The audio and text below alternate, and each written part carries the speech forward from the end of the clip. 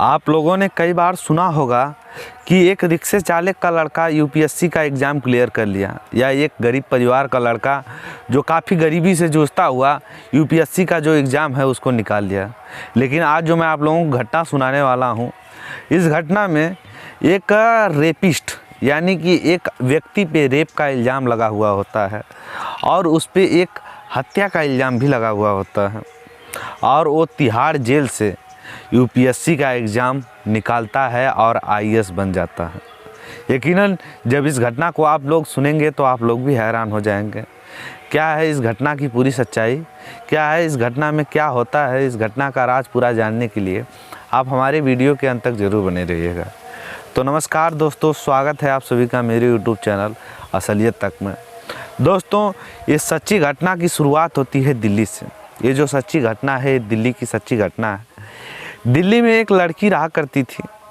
ये घटना है 2003 की। उस टाइम एक लड़की थी जिसका नाम था सुनीता।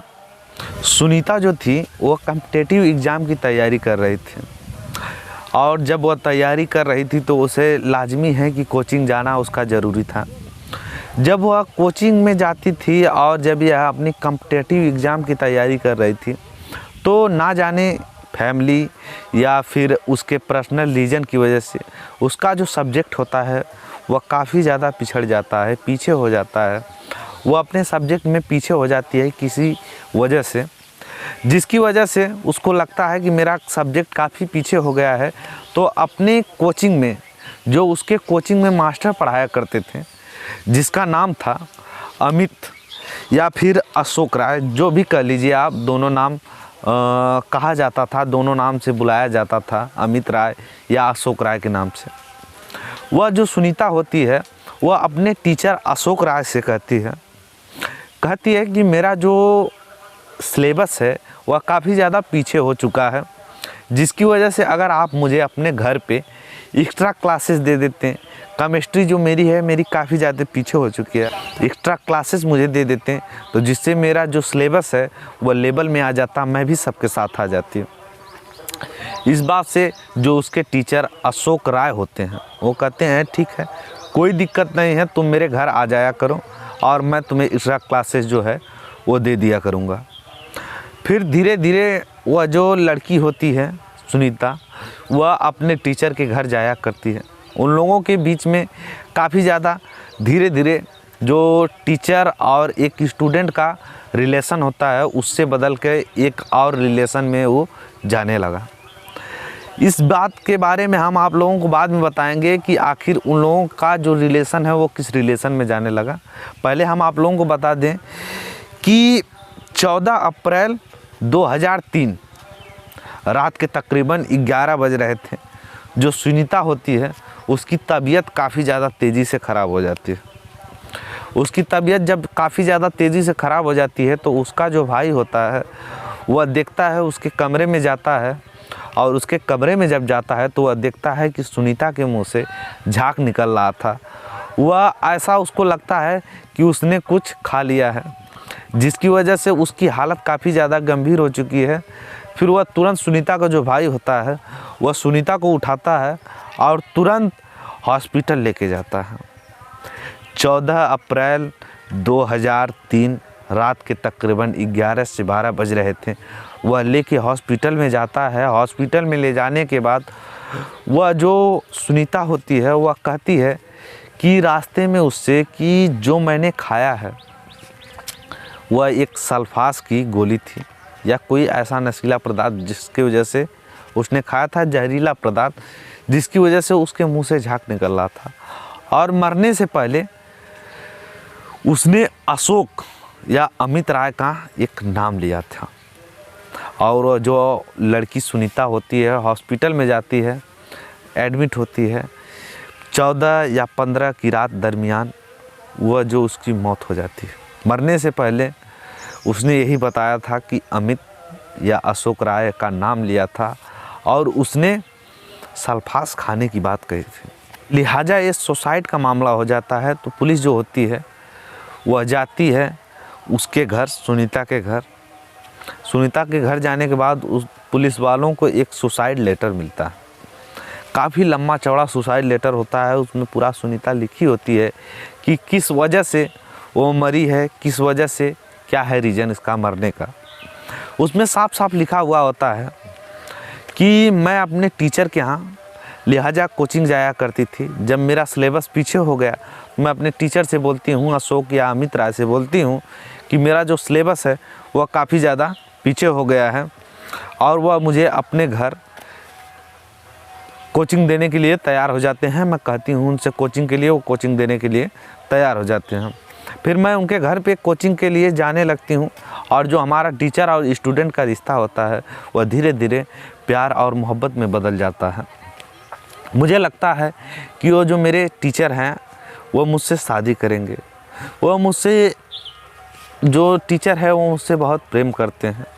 लेकिन धीरे धीरे मुझे यह जो चीज़ें थी वह बदलते नज़र आईं। मुझे ऐसा लगने लगा कि जो मेरा टीचर है वह मुझसे शादी नहीं करेगा और लिहाजा एक दिन तो मेरे टीचर अमित राय ने मुझसे तो यह बात ही कह दी कि जो तुम मेरे साथ रिलेशनशिप बनाती हो, जो तुम मेरे साथ संबंध बनाती हो, वही संबंध मुझे मेरे फ्रेंड के साथ तुम बनाओगी।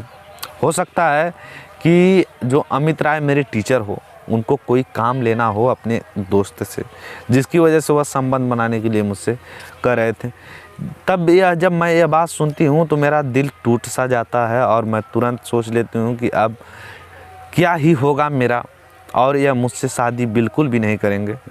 और मैं समझ जाती हूँ कि अगर मैं इनसे मोहब्बत करूँ या कुछ भी करूँ, इनसे रिलेशनशिप बढ़ाऊँ, तो मैं चार समाज में और कॉलोनी में या किसी भी जगह अपना मुंह दिखाने लायक नहीं रहूँगी। और मुझे यही एक अच्छा रास्ता लगता है कि मैं सुसाइड कर लूँ। बाकायदा उस सुसाइड लेटर में लिखा गया था कि मेरे सुसाइड करने का जो रीज़न है, जो मेरे सुसाइड करने का मुख्य रीज़न है, वह अमित राय है और जिसकी वजह से मैं ये सुसाइड कर रही हूँ। जब ये लेटर मिलता है पुलिस वालों को, तो पुलिस वाले जो होते हैं दिल्ली के, वह तुरंत एक्शन में आ जाते हैं, चार्जशीट लगाते हैं। चार्जशीट लगाने के बाद जो अमित राय होता है उसको गिरफ़्तार कर लेते हैं। गिरफ़्तार करने के बाद उसे जेल भेज दिया जाता है, उसे कस्टडी में ले लिया जाता है और कस्टडी में लेने के बाद उसे एडिशनल कस्टडी में लेकर जेल भेज दिया जाता है। और इधर जो इसका मुकदमा था, इसकी जो कार्यवाही थी वो चल रही थी। फिर धीरे धीरे जब कुछ दिन बीतते हैं इस चीज़ पे, तो दिल्ली की लोअर कोर्ट एक सज़ा सुनाती है उस अमित राय के कि 10 साल सज़ा इस व्यक्ति को मिलती है, अमित राय को, किसी का रेप करने के लिए, और इसको उम्र कैद की सज़ा दी जाती है किसी लड़की या किसी व्यक्ति को आत्महत्या करने के लिए उकसाने के लिए। लिहाजा उसको पूरी सज़ा दे दी जाती है, उसको उम्र कैद ही सज़ा मानी जाए, उसको सज़ा दे दी जाती है, उसको तिहाड़ जेल भेज दिया जाता है। अब जो इधर अमित राय टीचर होता है पूरे दिल से टूट चुका होता है और ये जो सज़ा सुनाती है लोअर कोर्ट, जो सज़ा सुनाती है दिल्ली की, उस पर हाई कोर्ट वो चला जाता है और हाई कोर्ट में दावा कर देता है इस फैसले पे कि ये फ़ैसला जो है ये गलत है।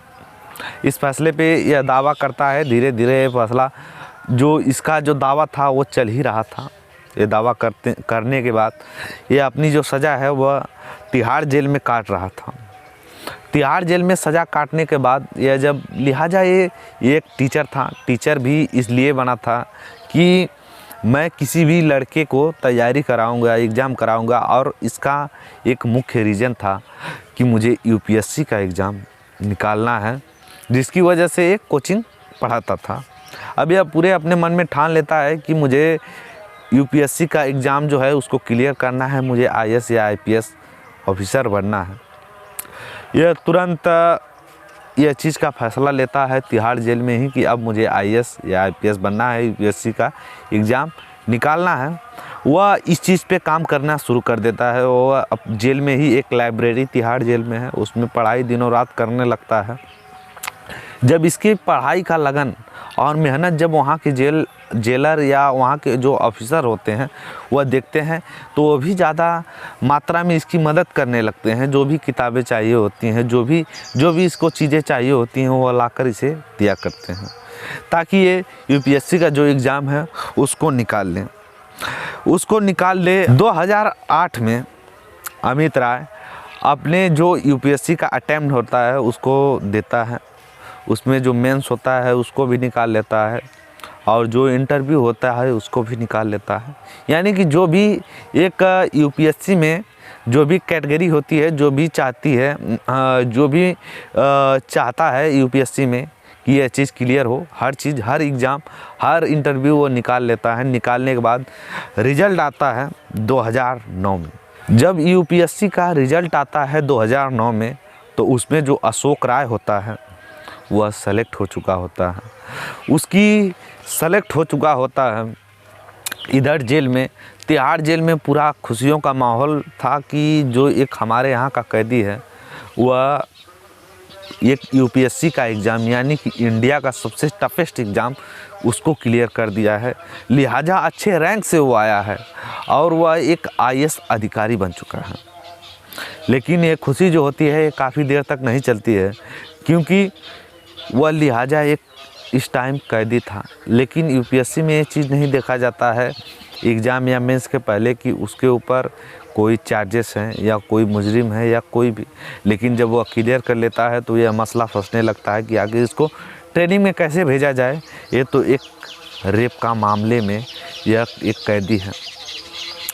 फिर जो तिहाड़ जेल के ऑफिसर होते हैं और दिल्ली जो सरकार होती है वह उस अशोक राय की काफ़ी ज़्यादा मदद करती है।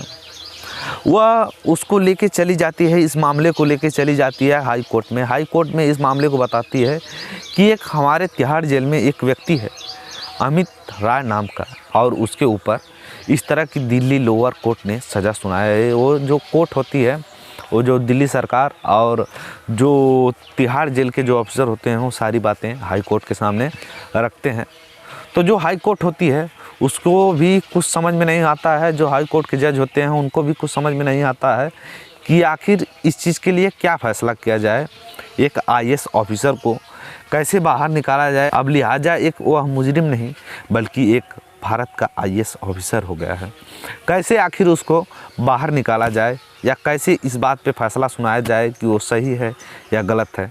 तो हाई कोर्ट जो होती है वह यही फैसला करती है कि हम इस चीज़ को फिर से डीपली से, यानी निचले स्तर से इसको पढ़ेंगे और इसकी जांच पड़ताल करेंगे, तब हमें पता चलेगा कि आखिर इस चीज़ पे क्या फ़ैसला सुनाया जाए।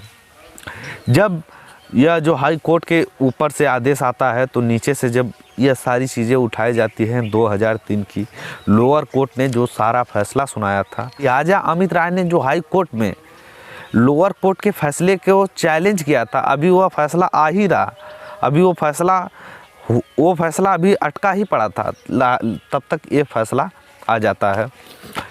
हाई कोर्ट जब ये आदेश सुना देती है कि इस चीज़ का दोबारा से फैसला होगा, इस चीज़ की दोबारा से जांच होगी, तो जो नीचे से जांच होती है, जो वह सुसाइड लेटर को फिर से पढ़ा जाता है, पढ़ने के बाद जो हाई कोर्ट अपना फैसला सुनाती है, उस फैसले में वह फैसला सुनाती है 9 फरवरी 2009 को। हाई कोर्ट अपना उस दिन फैसला सुनाती है और उस फैसले में बताती है कि लिहाजा उस सुसाइड लेटर में लिखा गया है कि मेरे अमित और मेरे साथ सुनीता के साथ जो भी आपस में संबंध थे, वह दोनों के आपस में संबंध काफ़ी दिनों से संबंध थे। लिहाजा जो भी इनके साथ हुआ है, अगर इन लोगों ने आपस में जो भी किया है वह इन दोनों की सहमति की वजह से हुआ है, इसमें कोई रेप की बात नहीं है।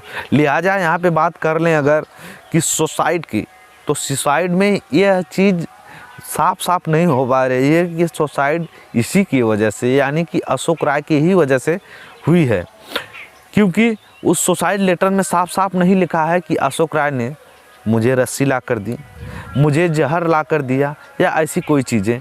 अगर ऐसी कोई चीज़ें लिखी हुई होती तो यह लिहाजा हम लोगों को फैसला करने में शायद बहुत आसानी होती, लेकिन इसमें कुछ ऐसा लिखा नहीं गया है। तो इससे ये भी नहीं माना जा सकता कि अशोक राय के द्वारा ही उस लड़की ने, सुनीता ने, जो सुसाइड है वो सुसाइड की है। लिहाजा ये जो कोर्ट है, यह जो लड़का है अशोक राय, यह 5 साल 6 महीने खट भी चुका है, यानी कि जेल में रह भी चुका है, यानी अपनी सज़ा काट चुका है और इसको बस इतनी ही सज़ा दी जाएगी। इसके अलावा अब इसकी जो सज़ाएं हैं वो मुक्त किया जाता है। अब इसको जेल से रिहा कर दिया जाएगा। इस चीज़ पे जो हाई कोर्ट होता है वो अपना फैसला सुना देता है, लेकिन फिर बाहर इसकी प्रशंसा प्लस और इसकी बुराइयां होने लगती हैं कि क्या एक रेपिस्ट को अगर वह यूपीएससी का एग्ज़ाम निकाल दे तो उसकी वजह से उसको जेल से रिहा कर दिया जाएगा। इसी बात पे राष्ट्रीय महिला आयोग के द्वारा एक सुप्रीम कोर्ट में दावा किया गया, चैलेंज किया गया कि हाई कोर्ट के फैसले के खिलाफ कि ये ऐसा हाई कोर्ट ने ऐसी चीज़ की है, क्या एक रेपिस्ट को इस चीज़ के मामले में इस तरह से बाहर निकालना उचित है या अनुचित है। इस बात पे जो राष्ट्रीय महिला आयोग होती हैं वह चीज़ अपना फैसला अपना चैलेंज सुप्रीम कोर्ट में करती हैं। लेकिन ये सब करने के बाद फिर जो सुप्रीम कोर्ट होती है इस चैलेंज पे, इस दावे पे फैसला अपना सुनाती है। वह फैसला सुनाती है सुप्रीम कोर्ट 24 जुलाई 2010 को। वह 24 जुलाई 2010 को अपने इस चैलेंज पे राष्ट्रीय महिला आयोग के द्वारा जो चैलेंज किया गया था हाई कोर्ट के मसले पे, हाई कोर्ट की रिहाई पे, तो उस पर सुप्रीम कोर्ट अपना फैसला सुनाती है। किसी भी क्रिमिनल के ऊपर इस तरह से ब्लेम नहीं कर सकती है या इस तरह का आरोप नहीं लगा सकती है, किसी क्रिमिनल के साथ ऐसे नहीं रह सकती है। ना ही वो सुनीता की तरफ से रह सकती है, ना ही वो अमित की तरफ से रह सकती है, बल्कि उसका यह इसमें कोई काम नहीं है और उस नोटिस और उस चैलेंज को खारिज कर देती है सुप्रीम कोर्ट। और वह कहती है कि जो फैसला हाई कोर्ट ने सुनाया है वही जारी रहेगा। इसके बाद जो अमित राय होता है उसको जेल से रिहा कर दिया जाता है। उसके बाद उसको ट्रेनिंग के लिए भेज दिया जाता है। बाकी दोस्तों, आप लोगों ने सुन ही लिया कि कैसे अगर एक व्यक्ति के अंदर जुनून हो और एक व्यक्ति के अंदर अगर लगन हो तो वो कैसे इंडिया का टफेस्ट से टफेस्ट एग्ज़ाम भी निकाल सकता है। बाकी आप लोगों को हाई कोर्ट ने क्या फैसला सही सुनाया, क्या गलत सुनाया, या कुछ भी अपनी टिप्पणी करना चाहते हैं तो आप अपनी टिप्पणी कमेंट बॉक्स में कर सकते हैं। बाकी ये वीडियो आप लोगों को थोड़ा भी पसंद आया हो तो लाइक कमेंट शेयर और चैनल सब्सक्राइब करना बिल्कुल मत भूलिएगा। हम मिलते हैं इसी तरह के किसी नेक्स्ट वीडियो में। तब तक के लिए tata, take care, bye bye.